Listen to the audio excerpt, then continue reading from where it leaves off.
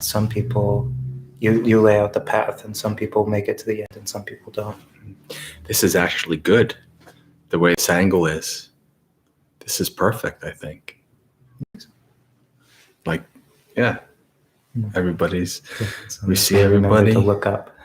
What's that? As long as we remember to look up. Yeah. Otherwise, it's like everybody's inside this little box right here, and we're talking to. Well, when it comes to stuff like, hello, everybody who's joined. When it comes to stuff like this, if I'm about to give like a kind of like an exhortation of Dhamma, I'll look right into the camera, right? But if I'm just reading or whatever, or I'm gonna, comment, I think people understand that not everybody's gonna be able to just like look in the camera all the time. Mm.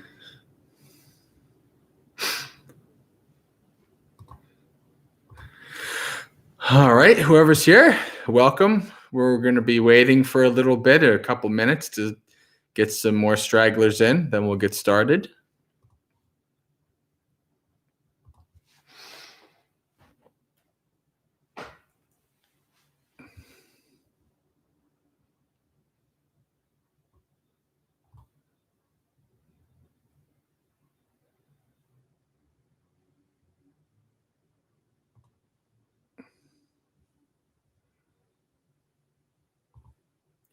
I like that.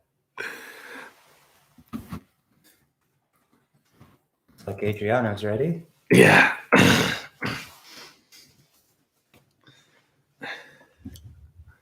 Something to say for scheduling the live event in advance. I think when you do it that way, the link remains the same even once it's a stored file.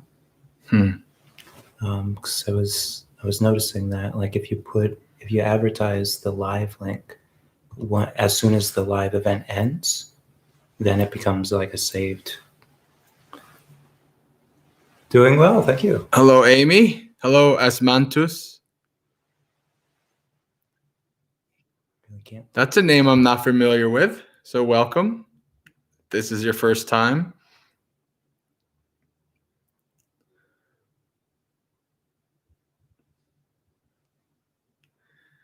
We're just waiting for more people to show up, and we're going to get started in a bit.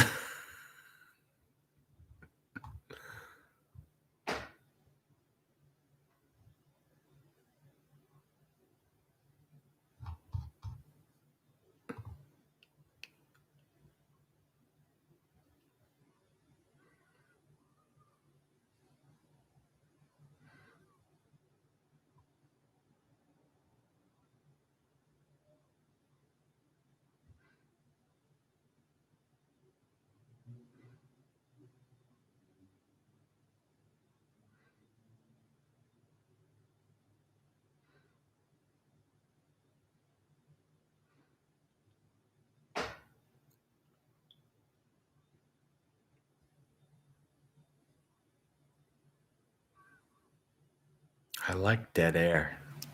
It's kind of nice. Oh. Well, let's give it another minute or so, and then we'll get started. People will come as they come.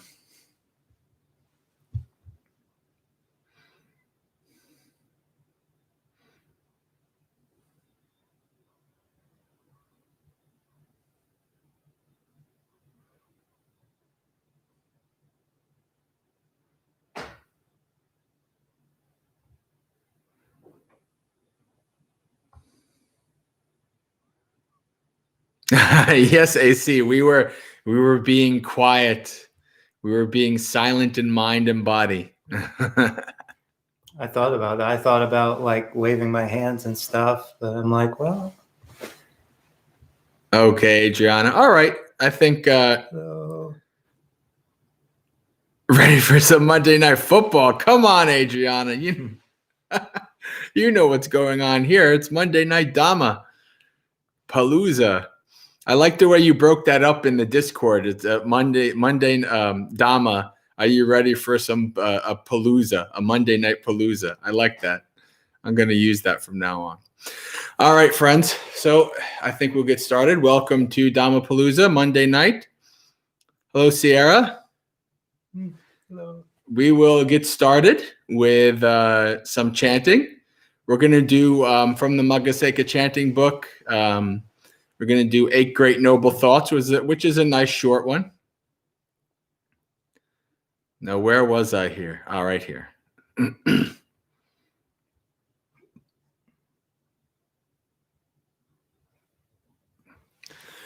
Okay.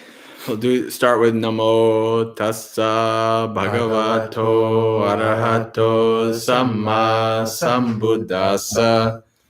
Namo Tassa Bhagavato Arahato Samma Sambuddhassa.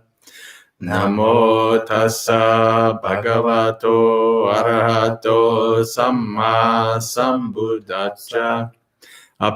Sayang Dhammo Nayang Dhammo Machichasa Santutasayang Dhammo Nayang Dhammo Asantuttasa Pavivitasayang Dhammo Nayang Dhammo Sanganikaramasa Aradha Viriyasayang Dhammo Nayang Dhammo Kusitasa Upattitasaitisayang Dhammo Nayang Dhammo Muttatisasa Sammahitasayang Dhammo Nayang Dhammo Asamahitasa Panyavato Dayang Dhammo Nyayang Dhammo Dupanyasa Nippa Panchara Masayang Dhammo Nippa Pancharatyano Nayang Dhammo Papanchara Massa Papancharatino. All right, now the English. 8 Great Noble Thoughts. This Dhamma is for reducing desire, not for increasing desire. This Dhamma is for increasing contentment, not for increasing discontentment. This Dhamma is for cultivating seclusion, not for becoming sociable. This Dhamma is for becoming energetic, not for becoming lazy. This Dhamma is for developing mindfulness, not for developing unmindfulness.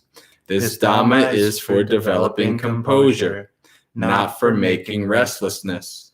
This Dhamma is for increasing wisdom, not for decreasing wisdom. This Dhamma is for delighting in freedom from impediments, not for delighting in impediments. Sadhu, sadhu, sadhu. All right, friends. So, everybody here so far that I see is a newbie, or not a newbie, except for maybe Osmanthus. So you guys know the drill for the beginning of Dhammapalooza. This is your time, right? This is a community that's coming together to discuss Dhamma, to hear Dhamma, to ask questions. So if you have any topics you'd like us to discuss, any questions you'd like to ask us while we're here, now is the time, right? We do this for the first hour or so, and then we usually do our guided meditations.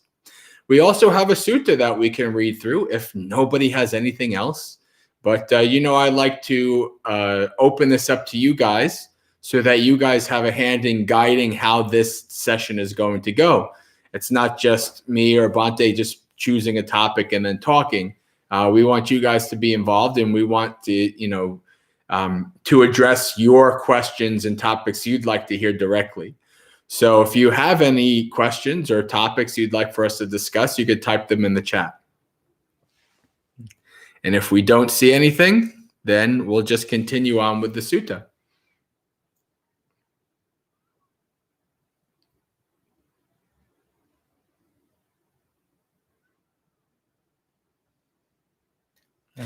A little background on the sutta we just read. Yeah, actually, I was gonna ask if since the last couple of times I've been reading the sutta, would you, since this is your favorite sutta, would you like to read it this time? Yeah. I think that would be good.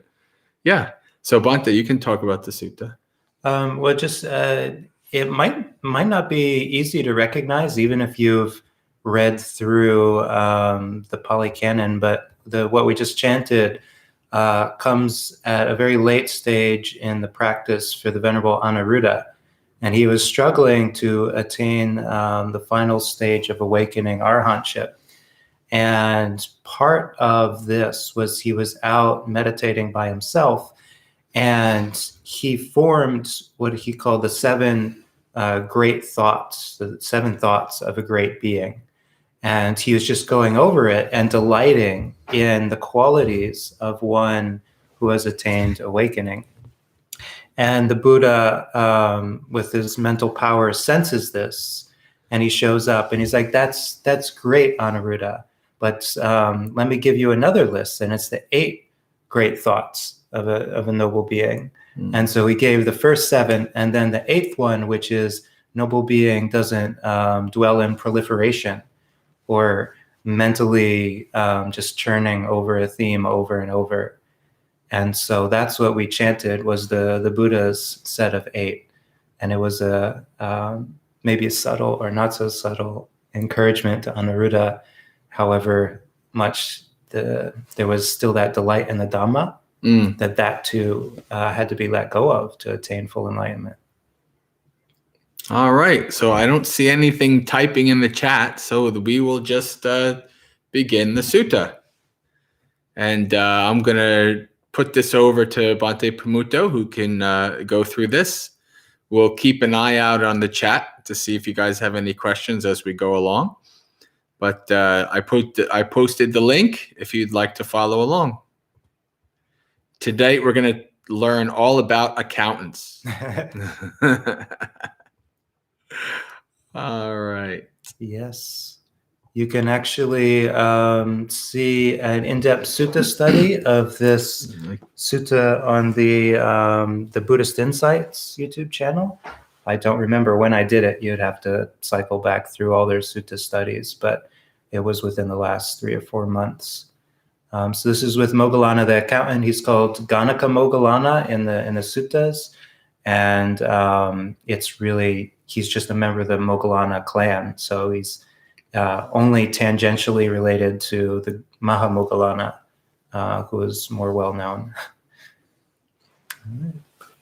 Namo tassa bhagavato arahato samma sambuddhassa. Namo tassa bhagavato arahato samma sambuddhassa. Namo tassa bhagavato arahato samma sambuddhassa. Thus have I heard. At one time, the Buddha was staying near Savatthi in the eastern monastery in the stilt longhouse of Megara's mother. Then the Brahmin Moggallāna, the accountant, went up to the Buddha, exchanged greetings with him. And when their polite conversation was over, he sat down to one side and said, Master Gotama, in this stilt longhouse, we can see gradual progress down to the last step of the staircase. And just a little translation note, this is really goofy, but he's saying this house wasn't built all at once. It was built progressively from the ground floor up to the top level. It's actually called the Palace of Megara's mother. Among the Brahmins, we can see gradual progress in learning the chants. Among archers, we can see gradual progress in archery. And among us accountants who earn a living by accounting, we can see gradual progress in mathematics. For when we get an apprentice, we first make them count. 1 1, 2 2s, 3 3s, 4 4s, 5 5s, 6 6s, 7 7s, 8 8s, 9 9s, 10 10s. We even make them count up to 100 hundreds. Is it possible to similarly describe a gradual training, gradual progress, and gradual practice in this teaching and training? It is possible, Brahman, the Buddha said. Suppose a deft horse trainer were to obtain a fine thoroughbred. First of all, he'd make him get used to wearing the bit. In the same way, when the realized one gets a person for training, they first guide them like this. Come, mendicant, be ethical and restrained in the monastic code, conducting yourself well and seeking alms in suitable places. Seeing danger in the slightest fault, keep the rules you've undertaken. When they have ethical conduct, the realized one guides them further. Come, mendicant, guard your sense doors. When you see a sight with the eye, don't get caught up in features and details. If the faculty of sight were left unrestrained, bad, unskillful qualities of desire and aversion would become overwhelming. For this reason, practice restraint, protect the faculty of sight, and achieve restraint over it. Likewise, when you hear a sound with your ears, when you smell an odor with your nose, when you taste a flavor with your tongue, when you feel a touch with your body, and when you know a thought with your mind, don't get caught up in its features and details. If the faculty of mind were left unrestrained, bad, unskillful qualities of desire and aversion would become overwhelming. For this reason, practice restraint, protect the faculty of mind, and achieve its restraint. Let's do a pause. Let's just check to see if anybody typed anything in the chat. Yeah, it's the next one right there. So that's that, and then right there. Okay, yeah. There we go. All right. Nobody has said anything. Hopefully people are there. They're enraptured with the Dhamma. Yeah, no, and then it's the first one. Okay. Yep, there you go. Okay, so after sense restraint, when they guard their sense doors, the realized one guides them further. Come, mendicant, eat in moderation. Reflect properly on the food that you eat, that it's not for fun, indulgence, adornment, or decoration, but only to sustain this body, to avoid harm, and to support spiritual practice. In this way, they should think, I shall put an end to old discomfort and not give rise to new discomfort, and I will live blamelessly and at ease. When they're eating in moderation, the realized one guides them further. Come, mendicant, be committed to wakefulness. Practice walking and sitting meditation by day, purifying your mind from obstacles. In the evening, continue to practice walking and sitting meditation. In the middle of the night, lie down in the lion's posture on the right side, placing one foot on top of the other, mindful and aware, and focused on the time of getting up. In the last part of the night, get up and continue to practice walking and sitting meditation, purifying your mind from obstacles. When they are committed to wakefulness, the realized one guides them further. Come, mendicant, have mindfulness and situational awareness. Act with situational awareness when going out and coming back, when looking ahead and aside, when bending and extending the limbs, when bearing the outer robe, bowl, and robes, when eating, drinking, chewing, and tasting, when urinating and defecating, when walking, standing, sitting, sleeping, waking, speaking, and keeping silent. In short, all the time. When they have mindfulness and situational awareness, the realized one guides them further. Come, mendicant, frequent a secluded lodging, a wilderness, the root of a tree, a hill, a ravine, a mountain cave, a charnel ground, a forest, the open air, a heap of straw, and they do so.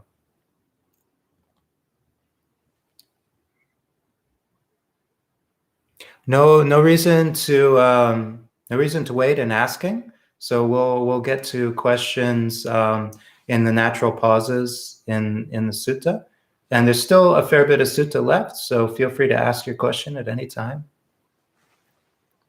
Yeah, typing in the chat doesn't bother us. It doesn't distract us. So people can discuss in the chat. People can ask questions in the chat, and that's not a problem. In fact, this is quite odd, if you haven't been here, to have so little talk going on. Yeah, actually it is.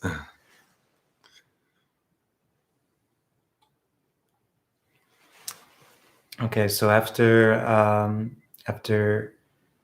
practicing all these various steps, then it's up to the monastic. After the meal, they return from alms round, sit down cross-legged with their body straight, and establish mindfulness right there.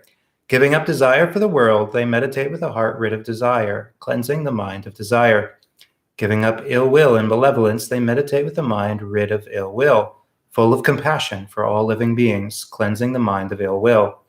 Giving up dullness and drowsiness, they meditate with a mind rid of dullness and drowsiness, perceiving light, mindful and aware, cleansing the mind of dullness and drowsiness. Giving up restlessness and remorse, they meditate without restlessness, their mind peaceful inside, cleansing the mind of restlessness and remorse.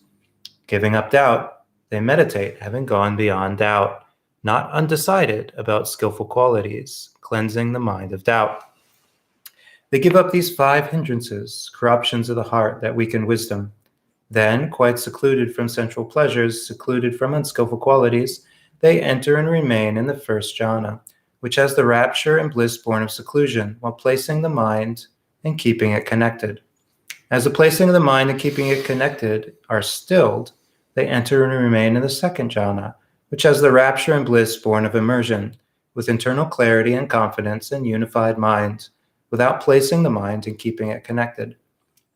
And with the fading away of equanimity, with the fading away of rapture, they enter and remain in the third jhana, where they meditate with equanimity, mindful and aware, personally experiencing the bliss of which the noble ones declare, equanimous and mindful, such a one meditates in bliss. And then, giving up pleasure and pain, and ending former happiness and sadness, they enter and remain in the fourth jhana, without pleasure or pain, with pure equanimity and mindfulness. The Buddha says, that's how I instruct the mendicants who are trainees, who haven't achieved their heart's desire, but live aspiring to the supreme sanctuary. But for those mendicants who are already perfected, who have ended the defilements, completed the spiritual journey, done what had to be done, laid down the burden, achieved their own goal, utterly ended the fetters of rebirth, and are rightly freed through enlightenment, these very things lead to blissful meditation in the present life, and to mindfulness and awareness. Would you like to...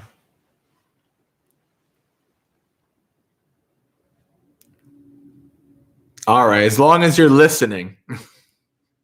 You know, we have had YouTube issues in the past, so if we don't see any typing, sometimes we wonder if we're talking to dead air.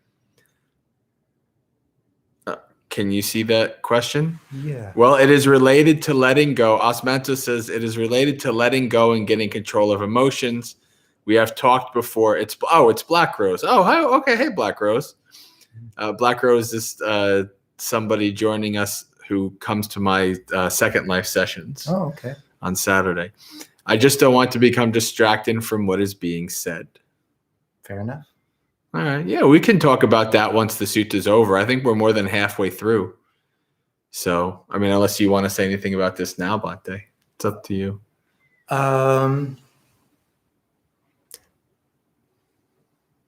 Well, yeah, just form a question or a comment, and we'll talk on it. It's a great starter. And Kevin says, I meditate in the morning, usually within an hour or two of waking. In the later afternoon or early evening, I find myself nodding off, and it's harder to meditate. Yeah, me too. Totally. The morning is a fantastic time to meditate. If you develop that habit, you get up and you get to meditate before things really get going. But the afternoon is just a very natural time, like the body's circadian rhythm. It reaches its peak at 9 a.m. and then your energy starts to dip. So it's very, monastics often take a siesta. So does most of the world, because then your energy will gradually start to level out, after into the evening, and that's when the night owls take over. Yeah, I mean, in lay life, I literally never had an evening meditation practice. It just didn't work. I mean, a large part of it was because my job often kept me out late nights. But even so, when I would get back after long days of work and everything, I'd just be too tired and my mind would just want to kind of veg out, right, on entertainments and things like that. And it just did not want to meditate.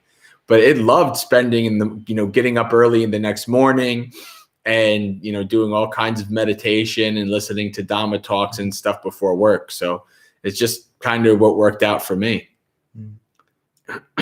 Now, what the Buddha is talking about, devotion to wakefulness, is just this, though.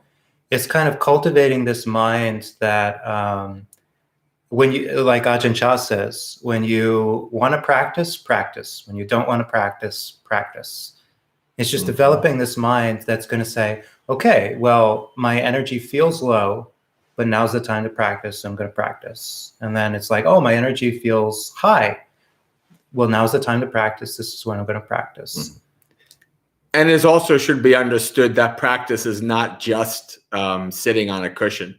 The practice, just as we were saying before, when Bhante was reading about situational awareness, sampajanya, the practice is no matter what you're doing, no matter whatever you're doing, you can practice. You can practice the various factors of the Noble Eightfold Path, satipatthana, the foundations of mindfulness. You could essentially practice the whole day. And so that is one of those things that is kind of overlooked a lot, right? Just because you get off the cushion doesn't mean your practice is supposed to stop. It's supposed to continue until you go to bed. And then it comes back when you wake up again. Yeah, and sort of like you were saying, like when you've had a long day, and especially when you've had a long day at like work, and you've been doing stuff that other people have been telling you to do, and you've been drawn outside of yourself, often what your mind is telling you it wants to do is just veg out, is just turn off, not have to do anything. Sort of developing a consistency in practice. It has to start earlier in the day. Basically, even if you're going out to work, you already set in this mind state of, I can't get drawn out so much that I'm going to be wasted at the end of the day. I've got to pace myself. I've got to work through it gradually, and you start to set it patterns that say, okay, I want to have at least this much left to practice, and then I'd say do it early. Like I found that like 6:30 is a really good time before the sleepiness really sets in. It's not too early, not too late. So that would be kind of like a after work, before dinner kind of a thing, basically. Yeah. So if it's before dinner, then you're still interested. You're not going to fall asleep before dinner, right? Mm-hmm. Yeah, that's a good point. That's actually a what you call an underutilized part of the day, isn't it? Yeah, and it really can be a good time to sort of come to terms with your choices of the day. Like especially if you had anything with speech that needs to be worked on, you're going to feel it in the evening. Like if you said things, or you were gossiping, or you just got yourself into trouble with your mouth, often those conversations will be rattling around in your head when you go to sit down in the evening. So it's a great time to really evaluate and kind of check in with how you did relating with people. You can learn a lot about the precepts just by, instead of like, oh, I'm going to sleep on it, I'll feel better in the morning, but like stopping and saying, no, how do I feel about my choices during the day? Take 10 or 15 minutes and just go through how the day played out. That can actually lead to incredible wakefulness, like a sense of developing sati. Sati is, as Bhante was saying in a previous talk, was that on Sunday? Sati is related to memory. So if you just sit down and step through your day and decide what was in line with the precepts you've taken and what wasn't, well, your sati is going to actually start to get stronger and stronger because you're using your memory. You're going back through and you're looking at things, and that'll also develop the second factor of enlightenment. So not just sati, but inquisition into Dhamma. So that can be it's not what you would think of formal sitting practice, like I'm going to sit down, I'm going to follow my breath, I'm going to get into jhana. Instead, it's like my mind needs a bit more to do. So I'm going to take it, I'm going to apply it to this, I'm going to develop my precepts, or I'm going to develop sati, situational awareness.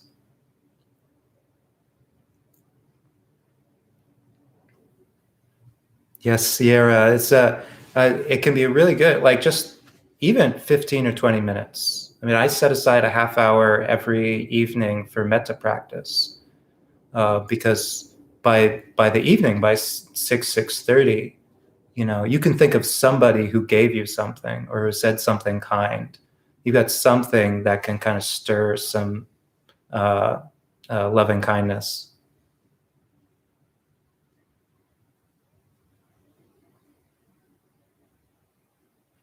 Any thoughts on? No. Yeah. I mean, that's what regret is, Adriana. The sort of like wallowing in our unskillful actions. That's actually why we take the precepts. I'd say it's nothing to be afraid of, and we all do it. And it's really, you can't get around it. Like if you misstep, if you do something that kind of fudges your sila, then you can't stop the mind from regretting it. That's exactly why we developed the precepts, because we realize that the mind is going to have guilt over something we did poorly for however long until it gets over it. And you can't speed up the process at all, really. So the quickest way out of that kind of suffering is to recognize the suffering, really, to recognize the regret and say, well, the quickest way out of this regret is to not misstep, like to develop my sila and really find better ways of doing things. And, the precepts have great guides.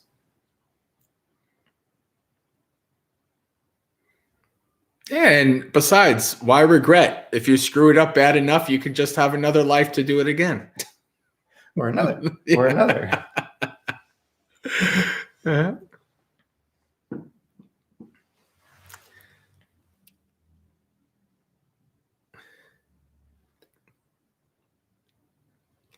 Yep, that's practice too. Just take a look at your day, develop some sati, some ability to recall. And before you know it, you're going to be able to use that sati you've been developing to recall the Dhamma during the day. Or you're going to think of how you reflected on your activities. And then the next day, when you're about to get in that same situation and say that same thing that got you in trouble, your sati is going to kick in. It could be like, wait, this leads to regret. I'm not going to say that. So why don't we polish off the sutta? Did you want to take it from here? If you want me to, it's okay. Yeah, go for it. All right. So when he had spoken. Oh, we're down to that one already. All right. When he had spoken, Moggallāna, the accountant, said to the Buddha, when his disciples are instructed and advised like this by Master Gautama, do all of them achieve the ultimate goal, extinguishment, or do some of them fail? Some succeed while others fail. What is the cause, Master Gautama? What is the reason why, though extinguishment is present, the path leading to the extinguishment is present, and Master Gautama is present to encourage them, that some succeed while others fail? You remember, Adriana, how I always talk about I was probably a monk at the time of the Buddha? Well, this was probably me. What is the reason why some, even though you're a monastic learning from the Buddha, they still fail? So then, Brahman, I'll ask you about this in return, and you can answer me as you like. What do you think, Brahman? Are you skilled in the road to Rajagaha? Yes, I am. What do you think, Brahman? Suppose a person was to come along who wanted to go to Rajagaha. He approached you and said, Sir, I wish to go to Rajagaha. Please point out the road to Rajagaha. Then you said to them, Here, mister, this road goes to Rajagaha. Go along it for a while, and you'll see a certain village. Go along a while further, and you'll see a certain town. Go along a while further, and you'll see Rajagaha with its delightful parks, woods, meadows, and lotus ponds. Instructed like this by you, they might still take the wrong road heading west. This is before the days of GPS, right? But a second person might come with the same question and receive the same instructions. Instructed by you, they might safely arrive at Rajagaha. What is the cause, Brahman? What is the reason why, though Rajagaha is present, the path leading to Rajagaha is present, and you are there to encourage them? One person takes the wrong path and heads west, while the other arrives safely at Rajagaha. What can I do about that, Master Gautama? I am the one who shows the way. In the same way, though extinguishment is present, The path leading to extinguishment is present, and I am present to encourage them. Still, some of my disciples, instructed and advised like this, achieve the ultimate goal, extinguishment, while some of them fail. What can I do about that, Brahman? The realized one is the one who shows the way. And so this is, you can kind of see the origin of that famous statement, which I don't believe is in full in the suttas. Whereas the where it goes something like I'm trying to remember what it was, but the ending of it is only you alone must walk the path. Buddhas only show the way. And so that you can see this, you can see that very famous statement, its origin right here. The Buddha is saying, I can only teach. I could only show the way. I can't help it if people get lost on the way.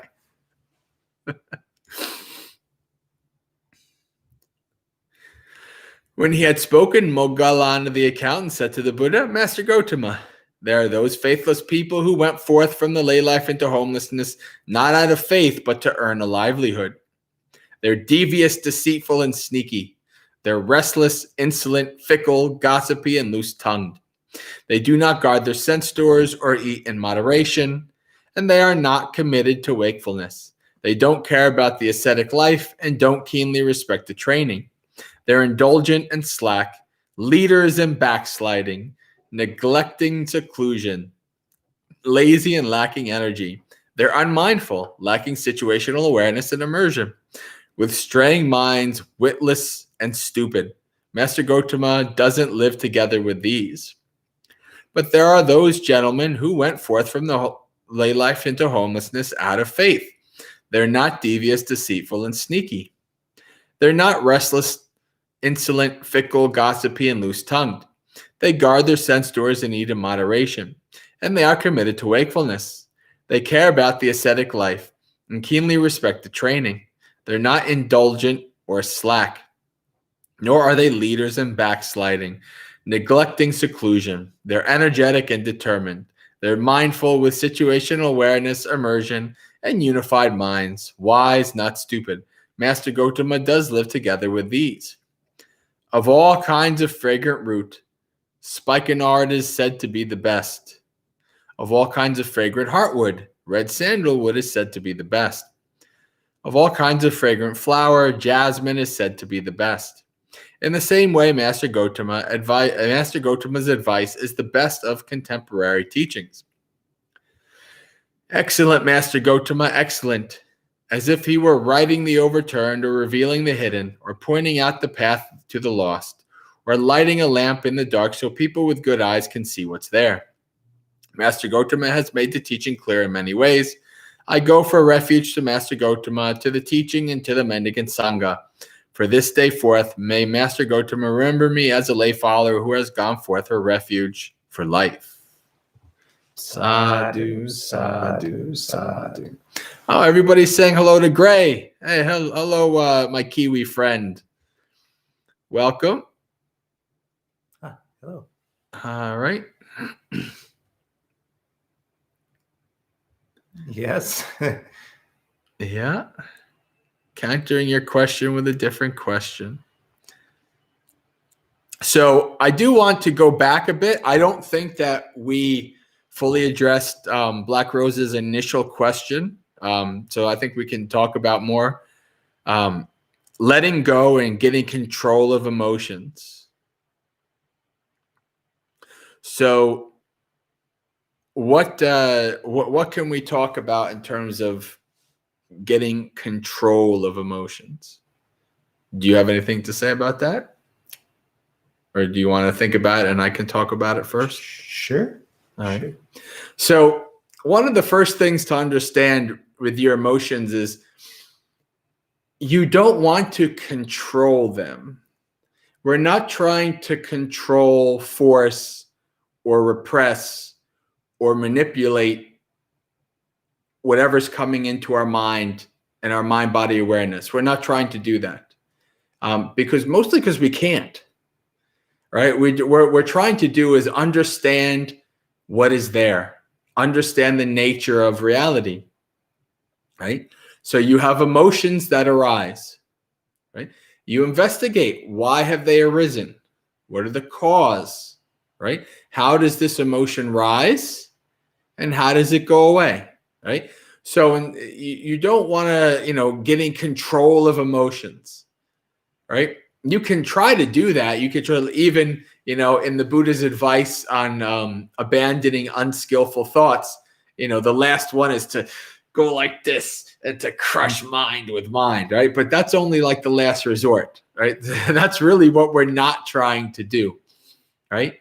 We want to understand it, to investigate it, to see what it's there for, to see, okay, this emotion is in my mind. When this emotion is in my mind, I act in such and such a way.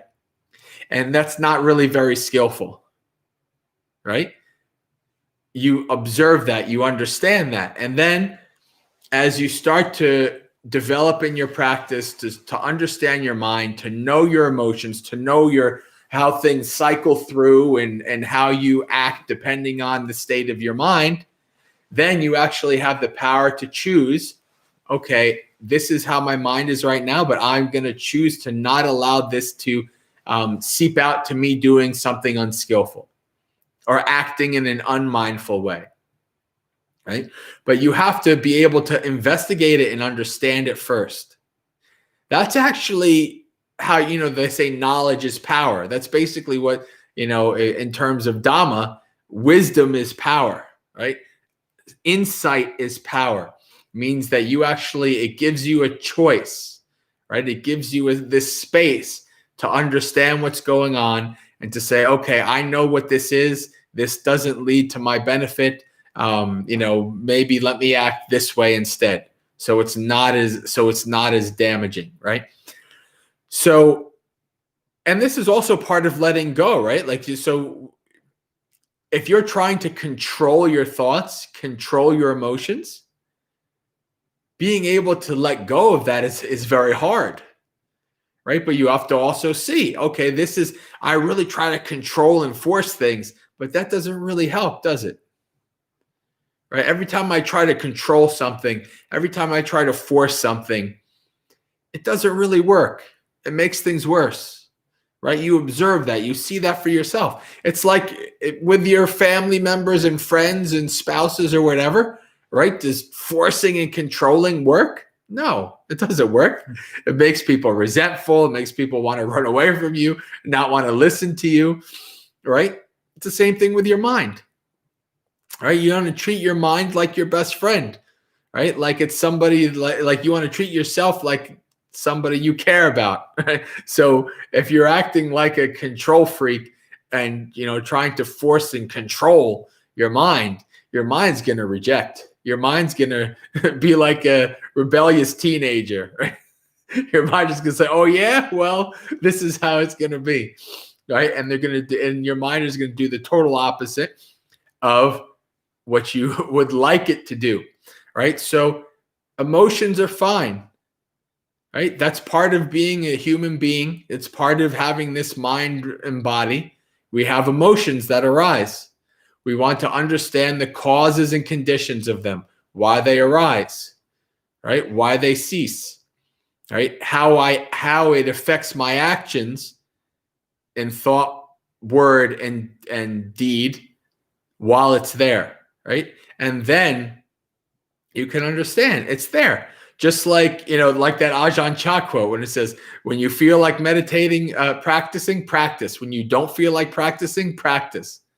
That's wisdom and understanding. Okay, these are just the winds of my mind, right? The emotions that are fluctuating in and out.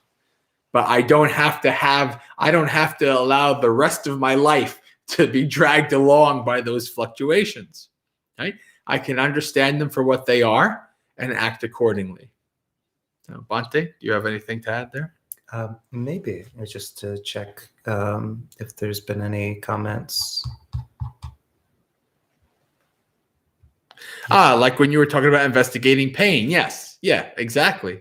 That is, investigation is a tool, right? 7 factors of awakening. The second factor is Dhammavicaya, investigation of phenomena, investigating your experience.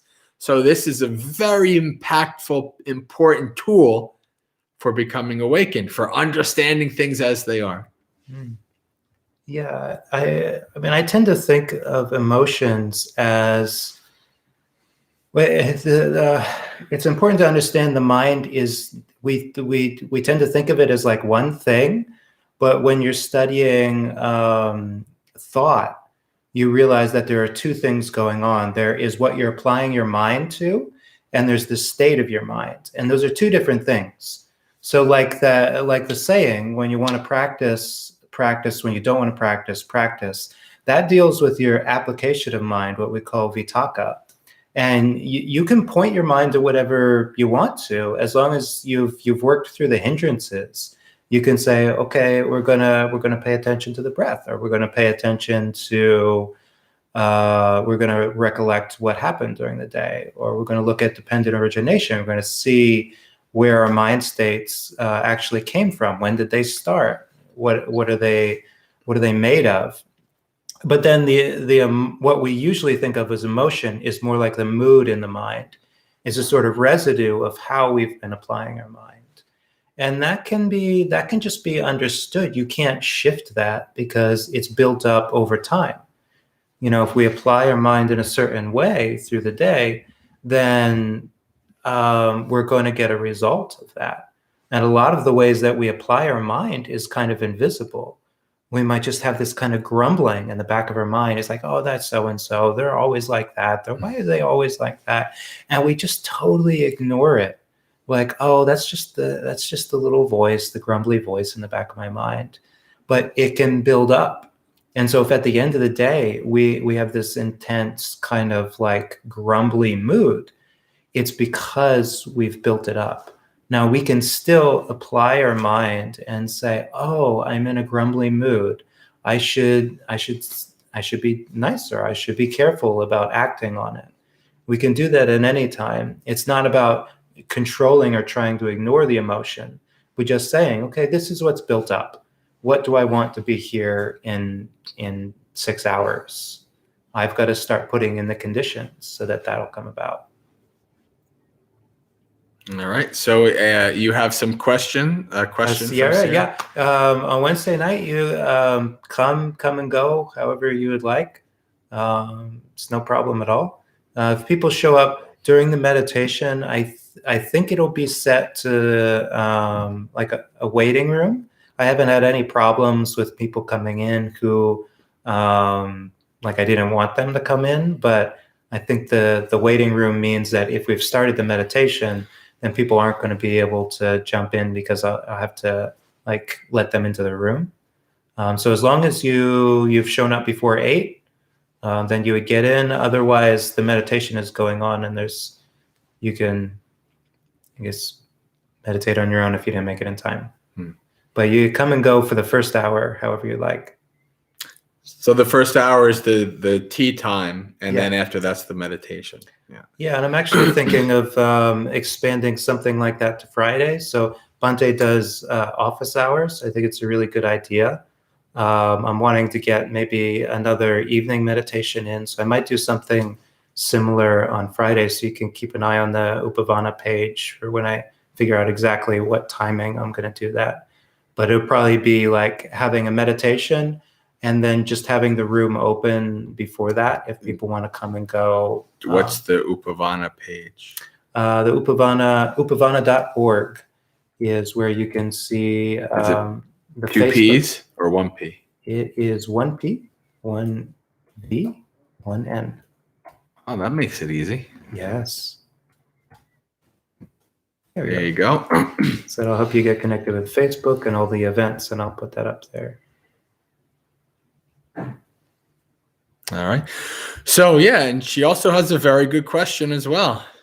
As I get more into my practice, I feel more distance growing between myself and friends just because values are changing and perceptions of the way the world works. I am assuming this is normal. Yeah. Yeah. This is what happens, right? Well, and this is not just becoming a Buddhist. This is like, if you are, I don't know how old you are, but I remember this kind of time period where my friends were all starting to get married and have kids, and I had already been married when I was younger. But so like, when you become married and you have kids, most of your friends are people who are married that have kids, right? It's just kind of works out that way. Oftentimes you don't really have the single people around who are, so you just kind of you're migrating to a different way of life, a different zone, and there's different people in that zone. It's the same thing with kind of getting involved in meditation and going to monasteries or going to retreats and things like that. That kind of also changes. And if you follow the precepts and you don't drink anymore, that's another factor, right? Maybe you don't decide, you just are like, yeah, I don't feel like going to the club anymore. I'm going to go to the monastery instead, right? So you're essentially your life is changing, your priorities are changing, and they're not going to match, the priorities of the people that, you were not. Well, not all. I mean, that doesn't mean, you give up all your friends and say goodbye, adios, see you later. But it's just a natural process that happens, right? You want to seek more. You want to seek to be around more people who are practitioners, right? Ajahn Chah, one of my favorite quotes from Ajahn Chah is, he says, "There's no suffering like the suffering of a Dhamma practitioner, and there's no joy like the joy of a Dhamma practitioner. Dhamma practitioners are tops." And I agree 100% with that statement. I love Dhamma practitioners. They're my kind of people. And when because most of my practice was alone, right? I was the only Buddhist I knew in my daily life, and I didn't have a place that I could go to. I went online to the Buddhist Center on Second Life, right? But then once I found Bhavana, and I went there and I actually met other people live in the flesh, and I got to sit and talk to them. And it was so, wonderful to meet other people just like me. And so that's normal. That's part of any kind of change in your life, that you're moving into a different sphere, then this happens. Yeah, and it's totally okay if it's a little sad. That's another thing, like looking at regret or looking at pain. You just look at the sadness and you realize that is the byproduct of building up affection towards people. It's a natural consequence. And when you look at it that way, it's not like you wouldn't develop affection for people. You were like, oh, this is gonna have, like, it's gonna be unpleasant when things change, so I'm just gonna cut off from everybody. No, you still have friends, you still like people. Mm-hmm. But when you framed it properly, you're like, oh, I'm gonna develop friends, and then it'll hurt when things change and we move apart. And then when things change and you move apart and it's painful, you'd be like, oh, yeah, I signed this contract long ago. This is all right. I knew this was coming. Mm-hmm. And, it also depends on, it's also these kind of things actually test your friendship, kind of like, having to move house or getting cancer, right? Or like something like these kind of things really test your friendship, because if they are true friends, then they'll say, oh, this person is changing, and that's fine, but they're still my friend. We can still kind of get along. We don't have to do the same thing. If we're around long enough, right? If we're old enough to the point that we've seen that we could be away from somebody who was our best friend for years, and then you get together and start talking again, and it's like no time happened between, right? Like, I'll give an example from my best friend from lay life, Rafe, right? I became a monk. He's doing his, healing yoga thing in California. We kind of have different lives, right? I haven't seen him in about 4 years, but when we still talk every once in a while, and it's like coming back to, the old days in a way, right? And we support each other in our path, even though our paths are quite different, right? So that it doesn't necessarily have to mean that, you're not friends anymore, but you're just on a different path. So Adriana says all her friends down in in the party lot, the party zone down there in Florida, all got scared for not having the precepts for not drinking, right, Adriana? Yeah, but that one especially really turns around later in life. I've been to Miami. That place is a 24-hour, 7-day-a-week party all the time. So yeah, I can imagine that, Adriana. Yeah.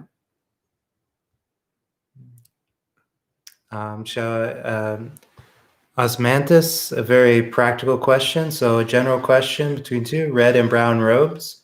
So the Buddha actually allowed many different colors of robes.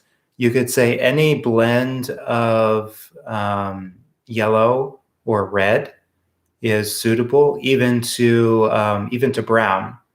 Mm-hmm. So the only thing we can't wear are white robes or black robes.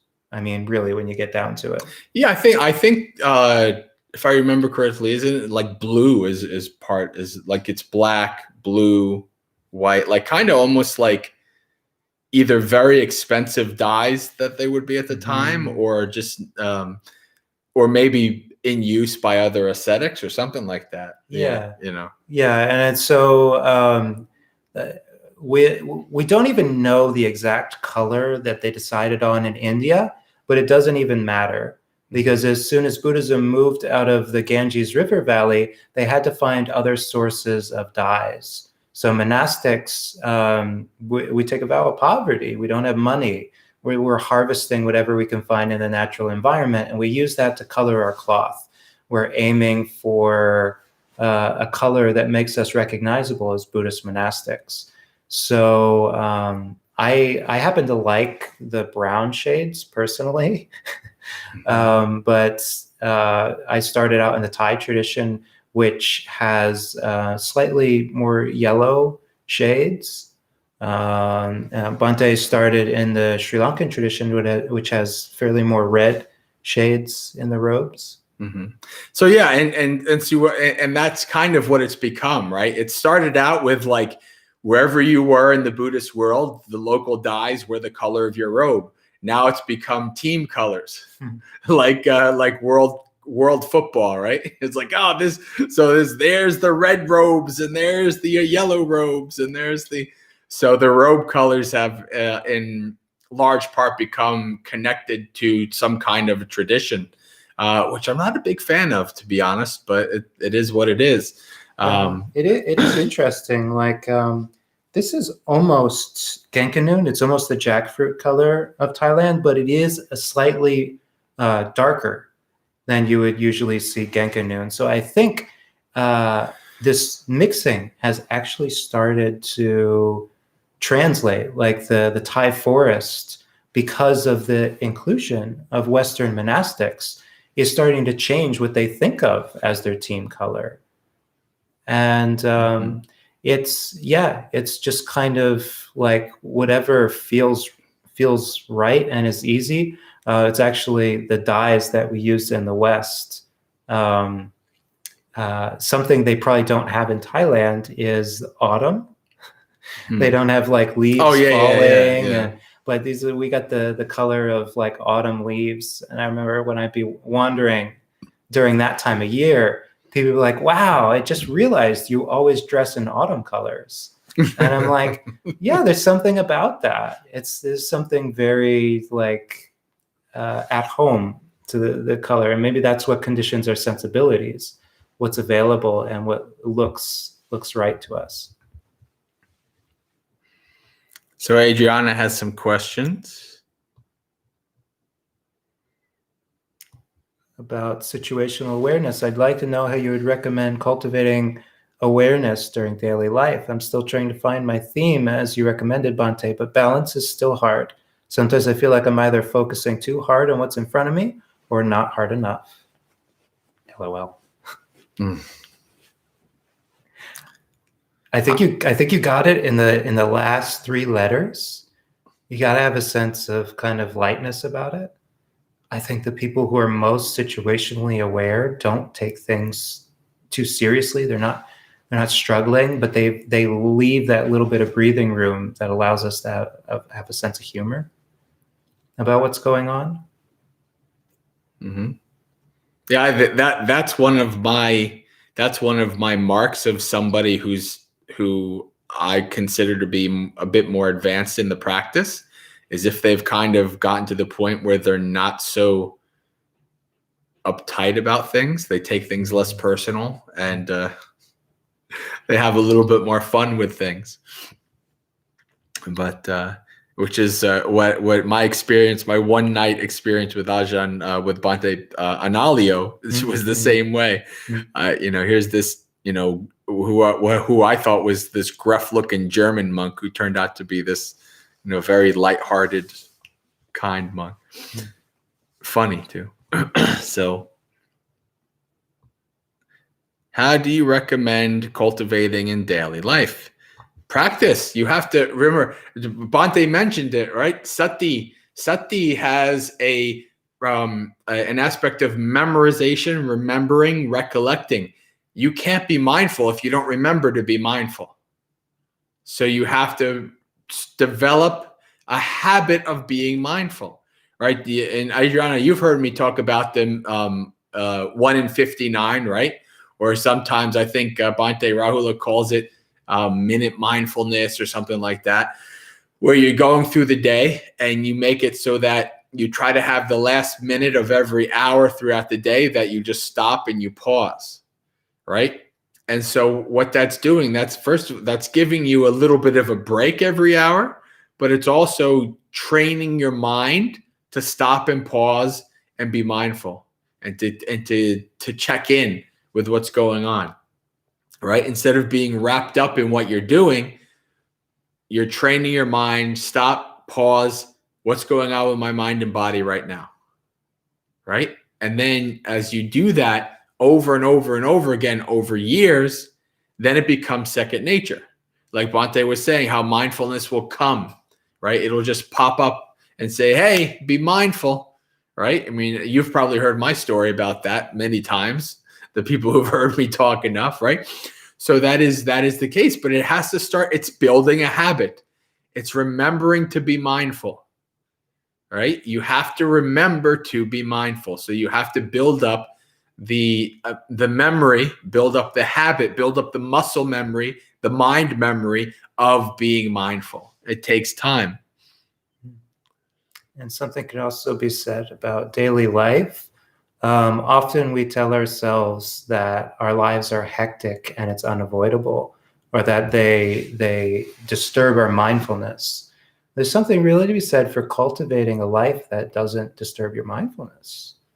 Like actually taking stock of the things you do and what kind of effect they have on the mind. And that is at the crux of like the monastic training, is basically freeing ourselves of the duties and responsibilities that would like a job or a family that would really necessitate we have to drop our mindfulness and do things for some sort of external goal.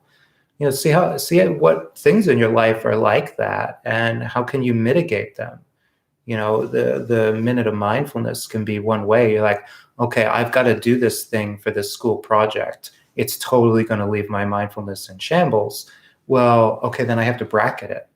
I have to start with some mindfulness, I end with some mindfulness. I have to know that there's going to be this activity. And the more that we kind of look at that, the more we start to take stock. And it's like, well, this one activity that I'm doing here is going to disturb my mindfulness.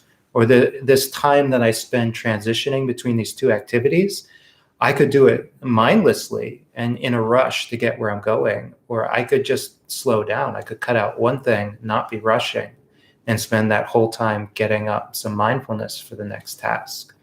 And we actually begin to structure our lives for mindfulness, and then it'll come a lot easier.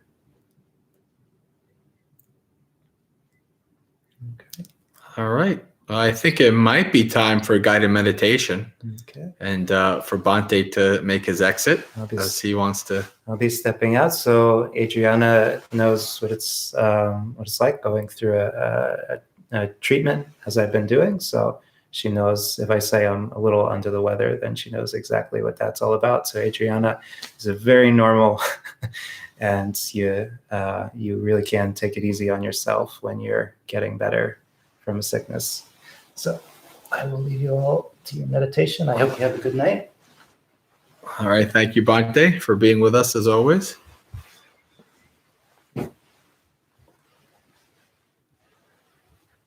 So practice mindfulness, lightheartedness, take time for yourself, not to be so critical on yourself, have a sense of humor.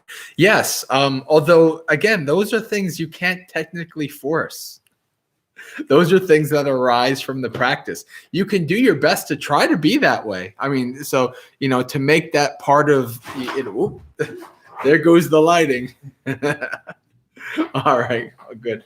But what we're saying is that it is a natural. The lightheartedness doesn't come because you just said you decided. It's a natural way of letting go of your, everything, taking everything so personal, right? Like it doesn't.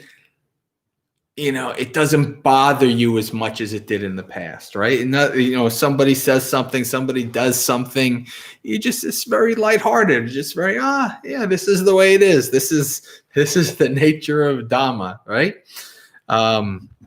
As opposed to kind of just trying to fight everything all the time. That's exhausting. That's absolutely exhausting, trying to fight everything all the time. And it doesn't really get you anywhere. Letting go gets you a lot more peace, right? And so that's what this is for. That's what it does.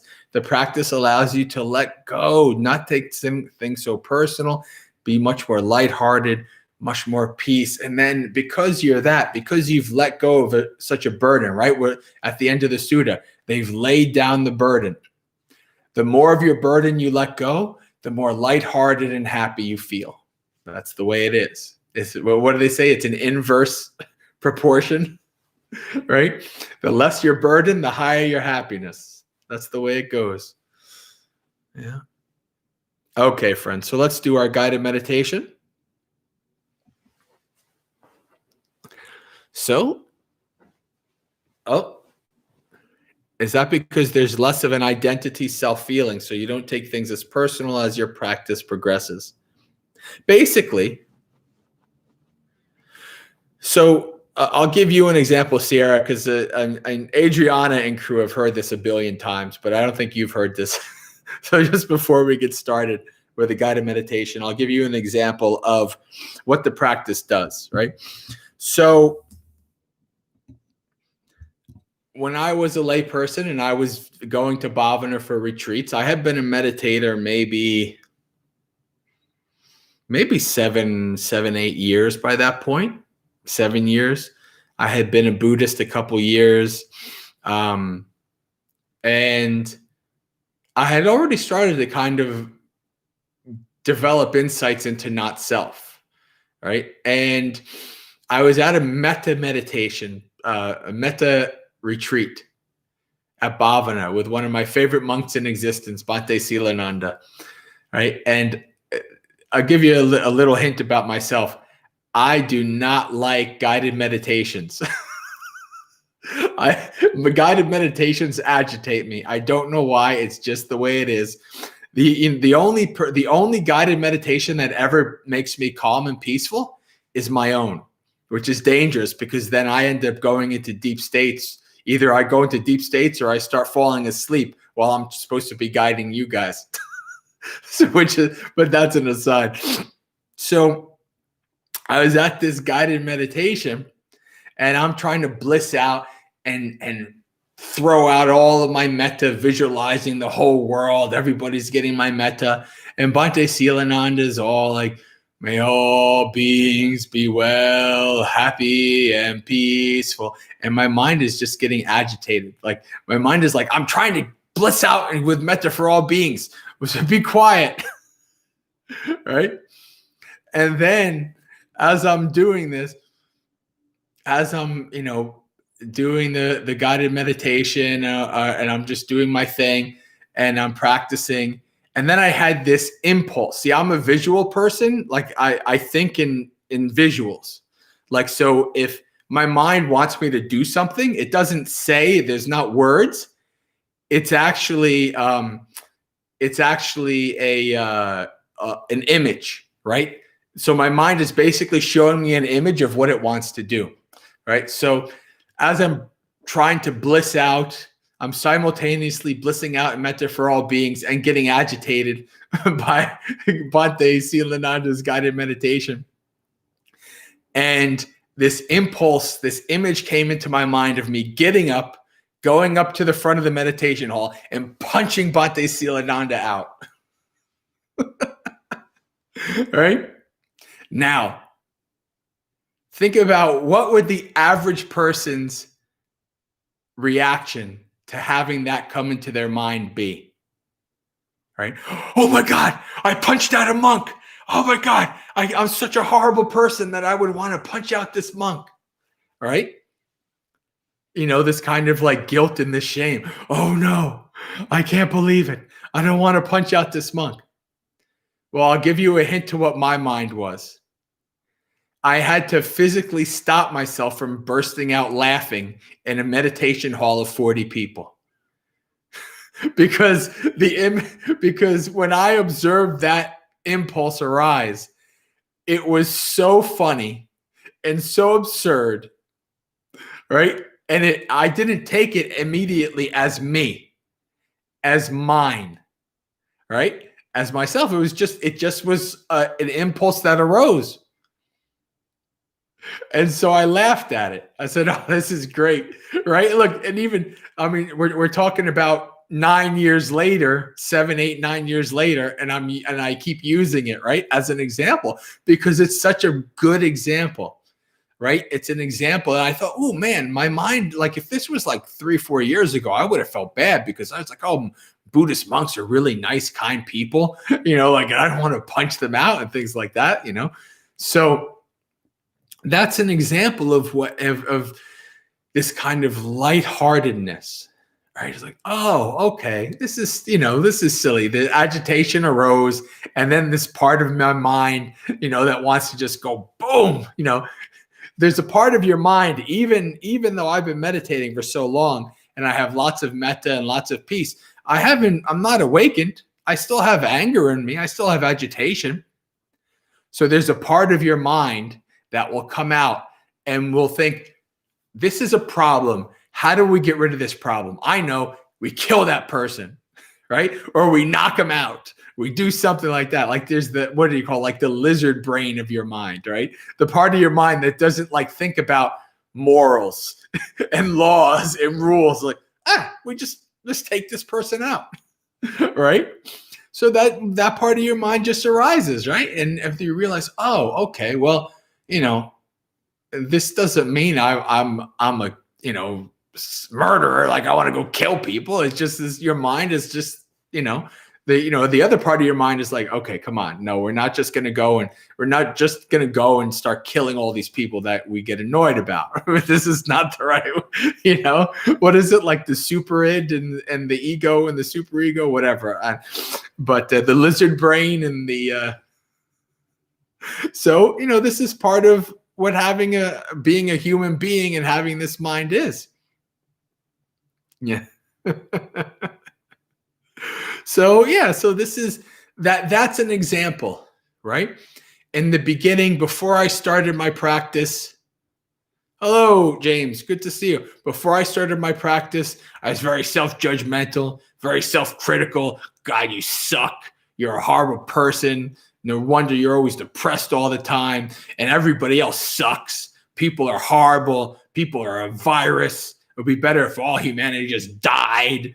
Like all these kind of thoughts, right? Like that was my mind, right? It's like, you're such a hard. And then I tried to meditate, and it's like, God, you're a sucky meditator. You can't even follow your breath for 10 minutes. You can't sit for a half hour like the instructions say, right? All of that stuff in the mind.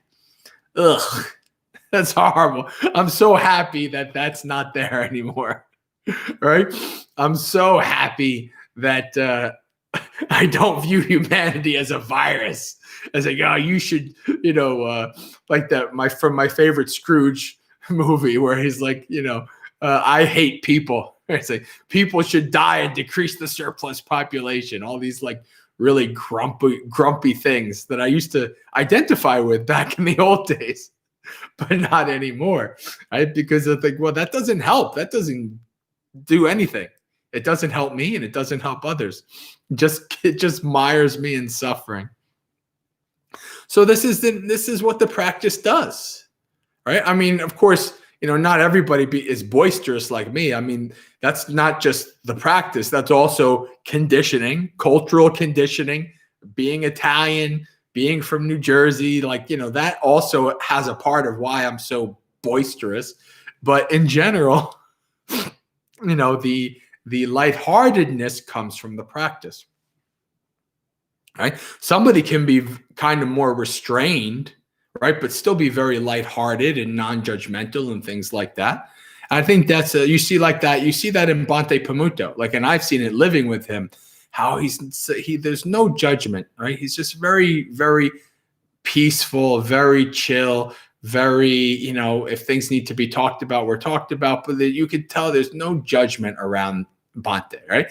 Like, so Bhante is another example, like a kind of a different external example of the same thing in a way, right?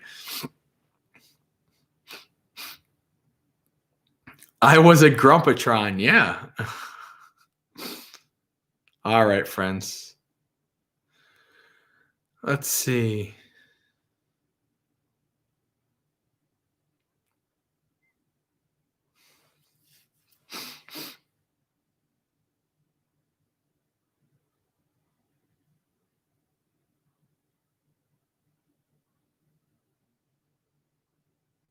Amazing to see how the Dhamma is realized. Yep.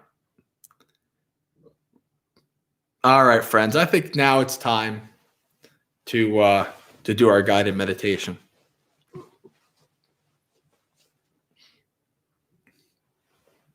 So whether you're in a chair or sitting on a cushion, take a little bit to put yourself in whatever position is comfortable and stable for you.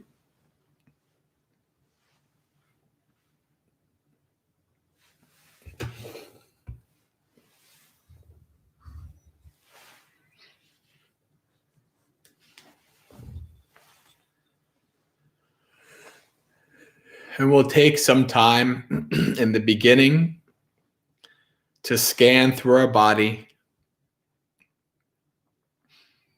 We do this for two reasons. To start to bring our mind's awareness from the external to the internal, this body and mind.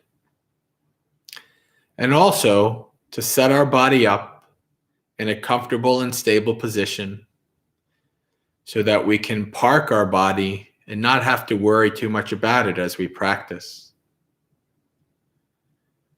with less pain and issues.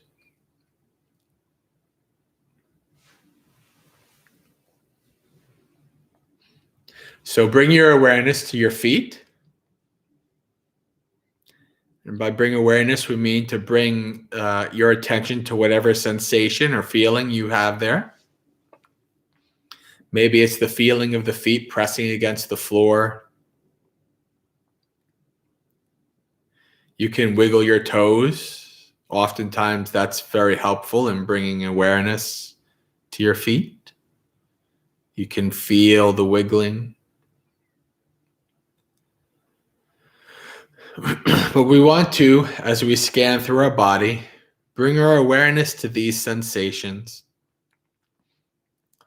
because we want to check and see that there are no small feelings of discomfort or pain. Because something that is small now, a small pain or an imbalance in your posture, will turn into something much larger a half hour from now. So it's very good to take some time to set your body up first.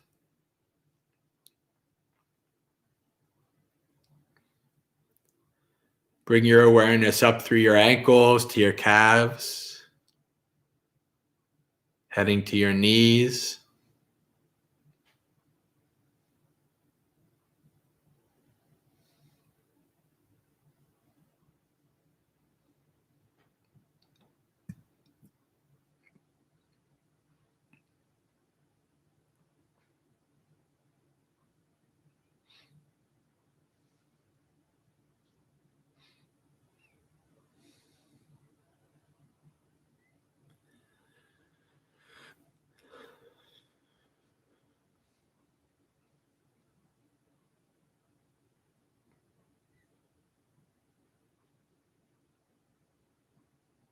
If you're sitting in a chair, it's beneficial to have your knees over your ankles. Your legs form a sort of 90-degree L shape.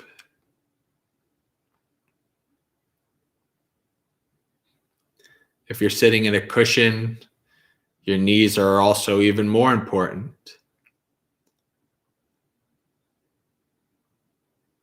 They act as part of the base for your lower body. So it's good to have them either touching the floor, or if that can't be done, then supported in some way. Not just hanging.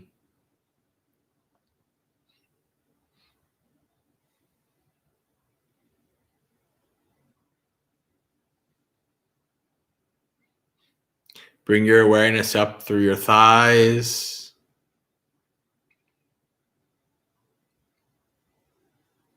What is the feeling of the thighs pressing against the cushion or the chair?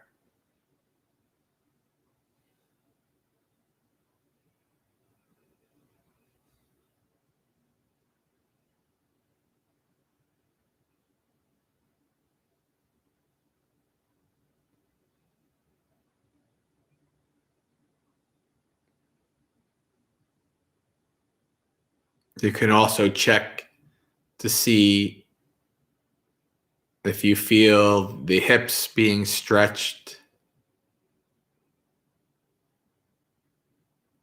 the groin area between the thighs and the pelvis.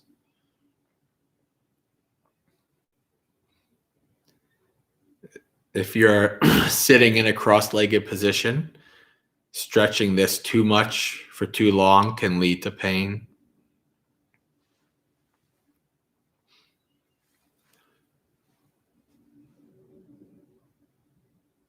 Bring your awareness to your pelvis, hips, buttocks. If you're on a cushion, you want to make sure that the buttocks is evenly distributed on the cushion,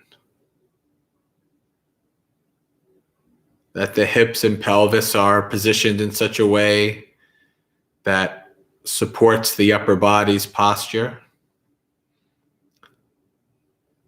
not in a way that is going to make the upper body lean or slouch.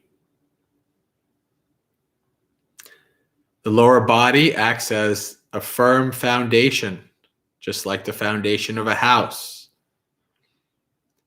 If the lower body is set up in a stable and comfortable way, the upper body should be able to just rest comfortably with the spine in its neutral position.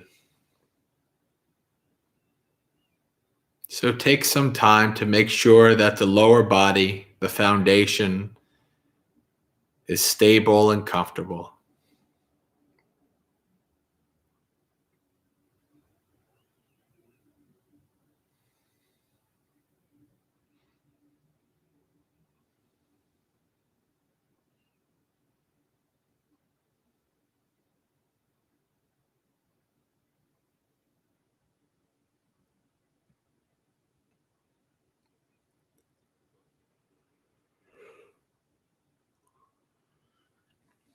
When you're done, bring your awareness up into your upper body, to the abdomen, into the chest.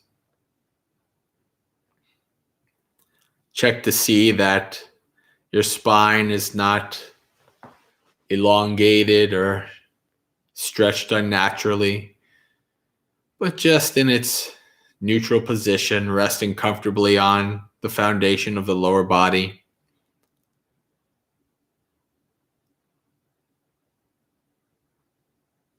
If the body is slouching or leaning, you can adjust your pelvis, bring your upper body up to a more neutral position.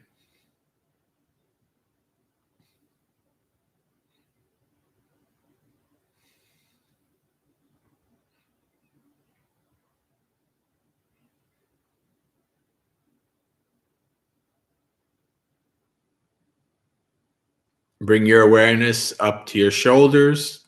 Make sure they're hanging loosely, not scrunched up and tight.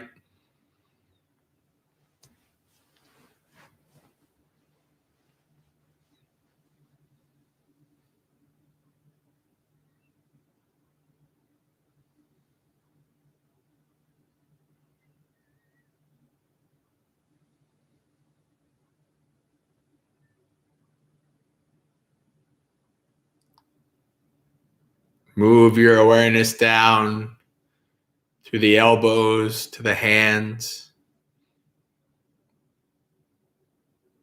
checking to make sure that your elbows and hands are in a comfortable position that supports your posture, doesn't cause the upper body to lean or slouch.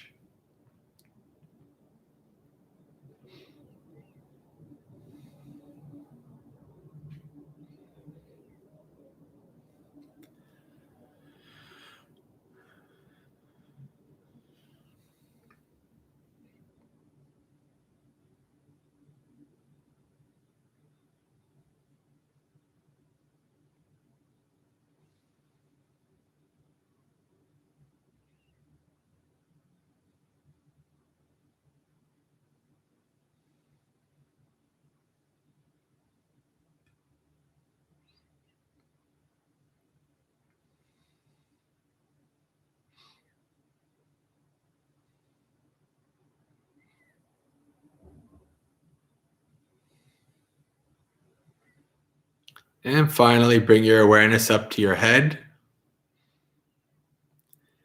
Check that the head is not slouching or leaning, resting comfortably on the upper body, chin parallel to the floor.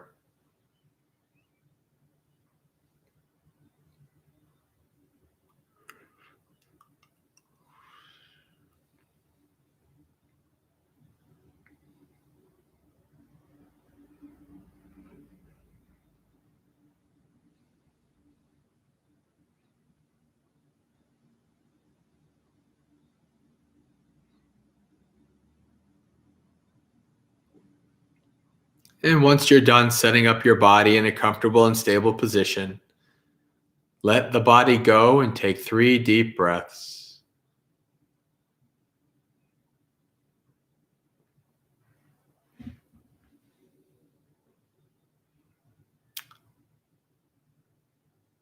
Now let the breath go. From here on in, we do not wish to manipulate or control the breath in any way. This body has been breathing from the moment you were born and will continue to do so until the second you die. Your job during this meditation is simply to stay with the breath, to observe and investigate how this body breathes in and this body breathes out.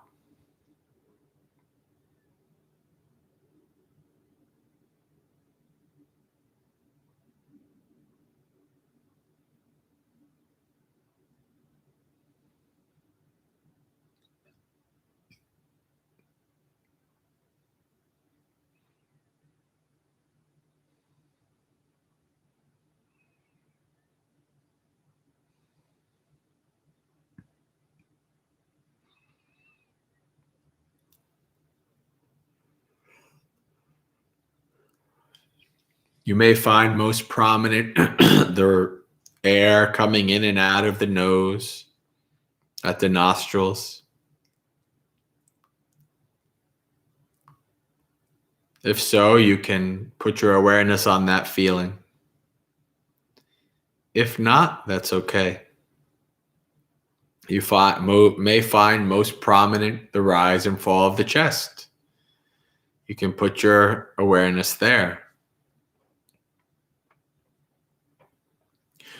Or you can simply abide with the basic awareness of this body breathing in and breathing out.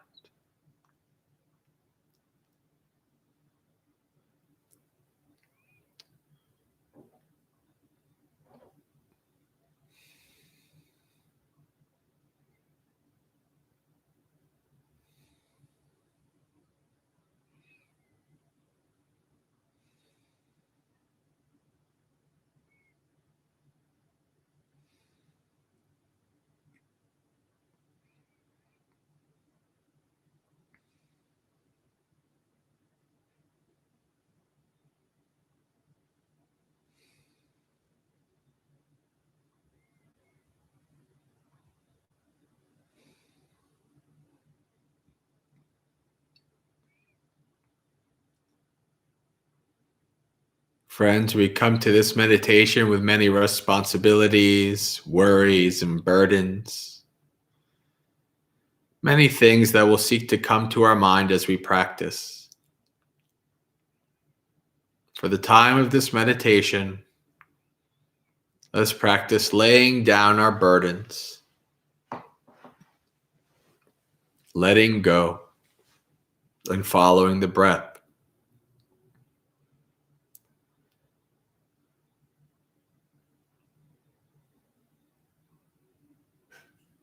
Our whole world is on our shoulders. Family and friends, work and school, a heavy burden. Lay that burden down for the time of this meditation. There'll be plenty of time to pick it up later.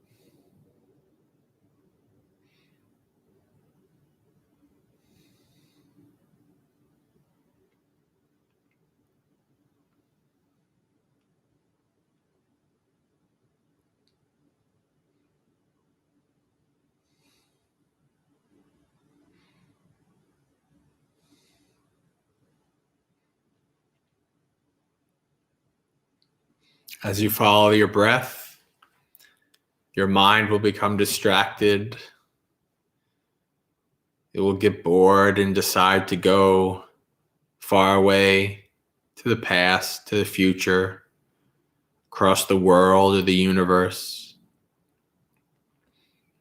This is okay. This is normal. You did not do anything wrong or fail. This is simply the mind showing you how it works, showing you its craving. So whenever you get distracted away, the minute you start to recognize that you've lost the breath, first simply acknowledge fully that you have become distracted. Bring your mindfulness to the front. And then once you've acknowledged you've become distracted, practice letting go of that distraction and return to the breath. If you get distracted 100 times in a minute, Then acknowledge, let go, and return 100 times in a minute. This is the practice. Always return back to home. Our breath is home. It's always there doing its job, waiting for us. We can always return to the breath.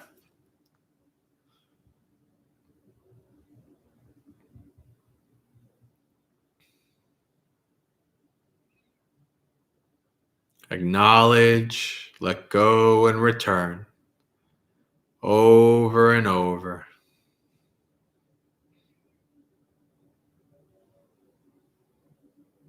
Don't get agitated and try to push it away. And try not to get distracted and involved in it, delighting in it and thinking more about it. Try to not give it any energy, to let it be and return to the breath.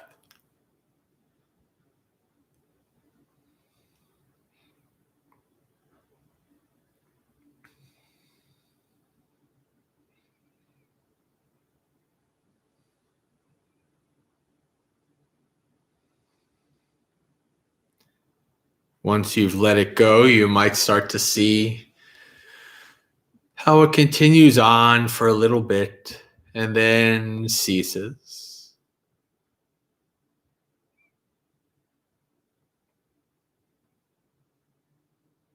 Without your energy to get involved in it, many things will come through the mind, like a stream of distractions, thoughts, and consciousness, all while you're peacefully following the breath.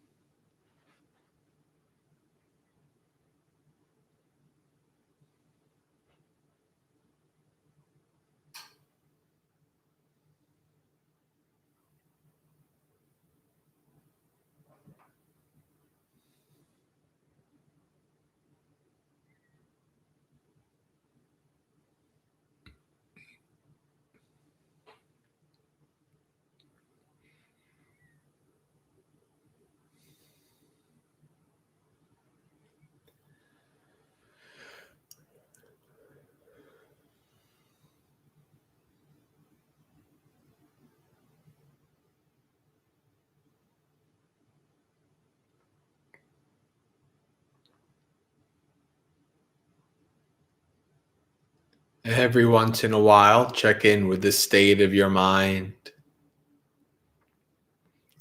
Is your mind becoming more tranquil, peaceful? Are you being distracted away less?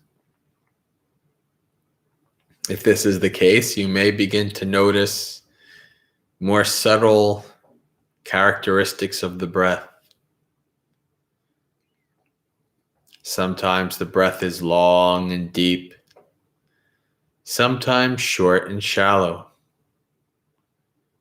Try to become aware of these changes in the breath. Observe the characteristics of the breath as deeply as you can.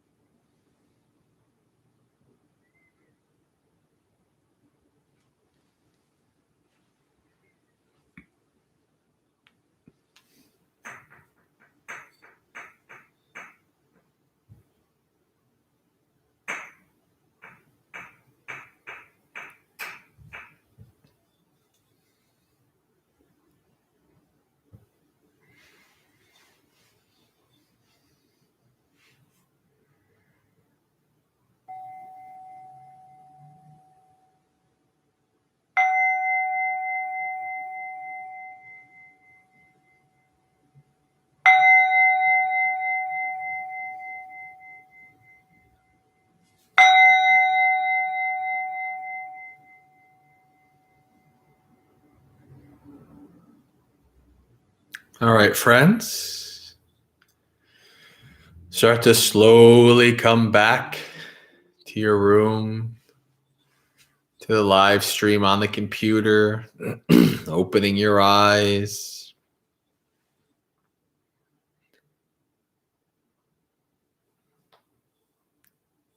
And indeed, Chris, you did come right smack dab in the middle of a meditation. Your timing is impeccable, my friend.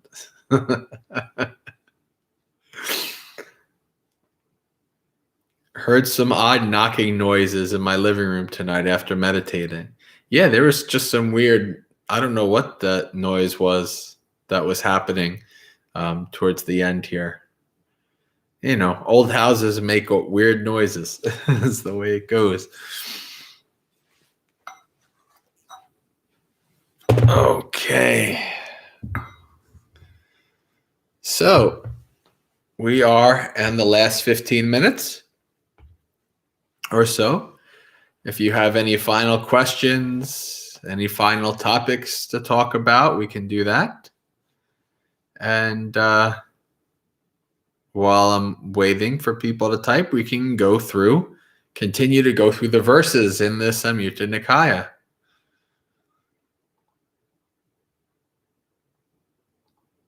Which would be, we are on Samyutta Nikaya 1, number 41.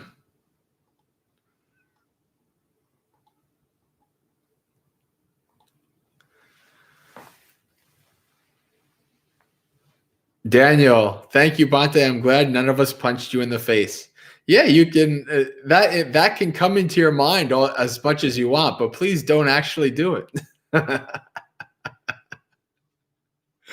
I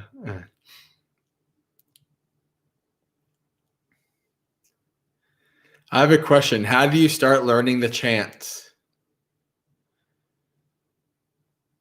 You download or get the book and then you start chanting. That's it. It's hard, but also not that hard. You know, it's something that if you like to do it, then you just do it. You can download the Moggallāna chanting book.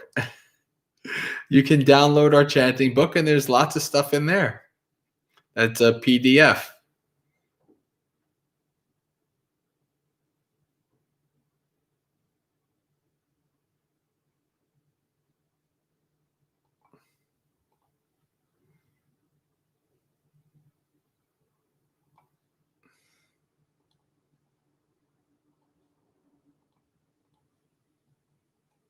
Here it is.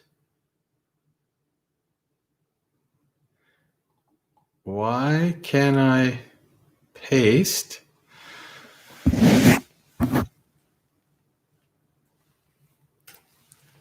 There you go.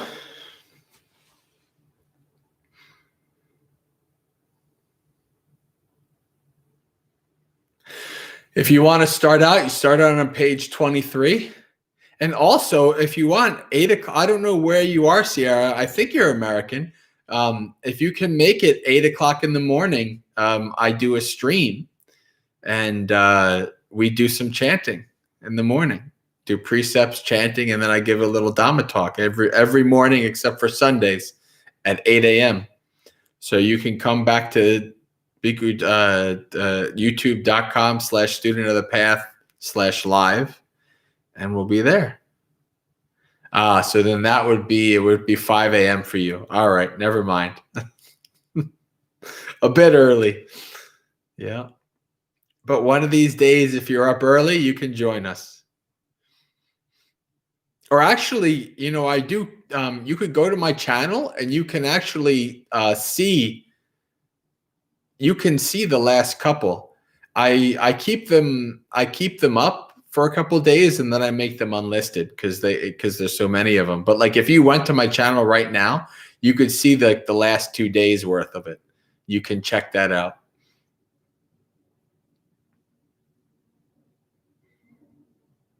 Or if you subscribe to the channel, you know, click the bell thing and all that, then it'll send you an email and you can have that link.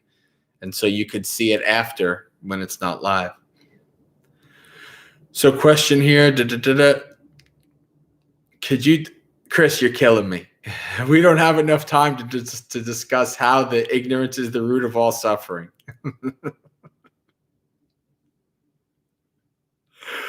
Chris, it's the Noble Eightfold Path. It's the dependent origination. I mean, it's really simple, really, to be honest with you. Because we don't see things as they are. Because we want things to be a certain way. We suffer. Because the way we want things to be is not the reality. But we don't see the reality because of our ignorance. Because when we have ignorance, we have craving and delusion. We like what we like, and we want more of what we like. We don't want what we don't like. We're deluded. It's like somebody who doesn't know what they're doing, going through the world, tromping through the world, causing all kinds of trouble and problems because they're ignorant.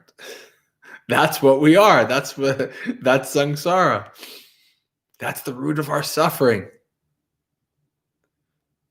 This is actually today at the session this morning. We started with dependent origination. With the arising of ignorance comes the arising of intentions, karma, and then so on and so on and so on. And tomorrow morning we're going to do with the cessation of ignorance. What comes the cessation of this whole massive suffering? So there you go. That is in short. How do you recover from being knocked out of a deep trance by a knock on the door? So when that happens, like anytime you kind of feel like this shake because of something like this, like being knocked out of, something very jarring, best thing to do is just to stop, be calm, take a few breaths, let whatever sensations that are rising through you, just let them be. Let them take their course. Just keep breathing.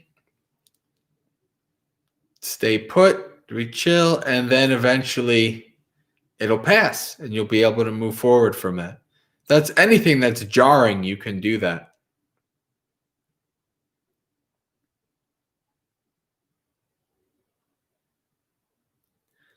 A good place to start. So page 23, Sarah.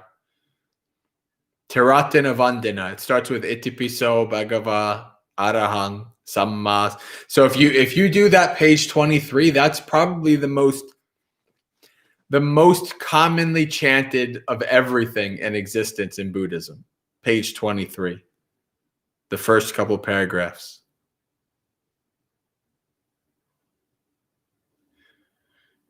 It's the qualities of the Buddha, the Dhamma, and the Sangha. And my talk yesterday, Sunday, was on the qualities of Dhamma. Directly visible, unaffected by time, calling one to come and see, leading onwards to be realized by the wise. That pretty much sums it all up.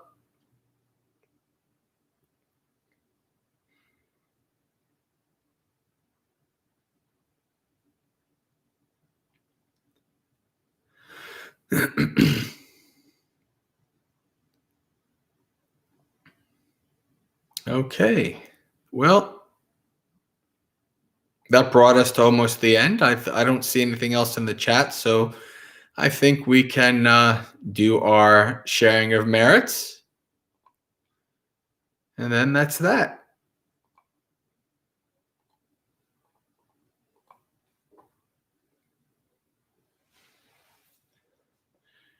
Dukkha patta chane dukkha, bhaya patta chane bhaya, soka patta chane soka, hontu sabbe pipaniyo, ettavatta cha mehi sampadang punya sampadang, sabbe deva anumodantu sabba sampatti siddhiya. Akasatta chabumatta deva naga mahiddika punyang tang anumoditva charang rakantu sasanang. English. May the suffering ones be suffering free, and the fear-struck fearless be. May the grieving shed all grief, and may all beings find relief. May all beings share this merit that we've thus acquired for the acquisition of all kinds of happiness. May beings inhabiting space and earth, devas, nagas, and yakas of mighty power, share this merit of ours. May they long protect the Buddha's dispensation. Sadhu, sadhu, sadhu. Okay, friends. So we come to the end of our Dhammapalooza. And just to give you guys some of the heads up, I will be here at the Vihara in New York City for at least another month. March 1st, I'm going to be leaving. And then I'm going to be down, I'm going to be in the mountains once again. After 4 months in New York City, I'm going to be in the farm. Ah, yes, Eli. Yes, you made it right in time for the end. But it's okay. This is public, so if you can watch it anytime. You can scroll back and see. So then I'm going to be at the farm, probably March and April. I should be able to be doing Dhammapalooza on the farm. So we should be able to continue with that. We'll see. But in addition to this, we have, I do a session on Second Life every Saturday. If you use Second Life or you know what that is, you can join me at the Buddha Center. We have our Sunday sessions on our Discord channel, the Sangha. If you consider yourself a Theravada Buddhist and you like to study and live by the early texts like the Nikayas, then it might be a place for you to join us. It's a wonderful community. A lot of you are from it, actually. Chris and Adriana and I don't know who else, James. So, but I see every once in a while we get some friends who I guess find out about this from just the internet, from YouTube. So you're welcome to subscribe and keep watching. Keep an eye out for more of this and other videos. And I wish you a very spiritually successful and peaceful week. Sukhi Hotu, may you be happy. Practice well and be well.